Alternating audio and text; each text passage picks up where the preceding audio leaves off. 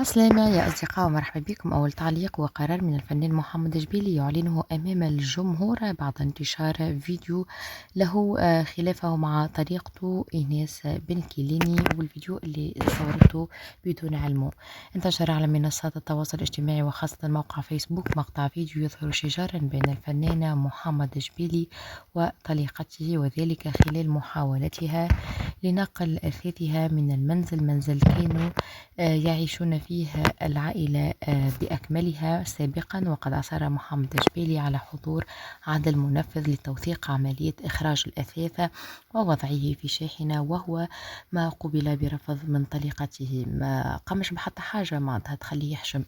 الفيديو أثار جدلا واسعا بين رواد الشبكات الاجتماعية، حيث عبر العديد منهم عن استيائهم من تصرفات طليقة جبيلي، معتبرين أن نشر الفيديو مثل انتهاك للخصوصية وقد يؤثر سلبا على الحالة النفسية للأبناء، وشددوا على أن طلب جبيلي حضور عدل المنفذ في مثل هذه الحالات يعد إجراء قانونيا طبيعيا. وفي أول رد فعل له على الفيديو المنتشر، اكتفى محمد جبيلي بنشر تدوين على حسابه الشخصي بالفيسبوك: نشكر كل من تواصل معي وطمن على حالي، أنا بخير بفضل الله الذي ينصر الحق.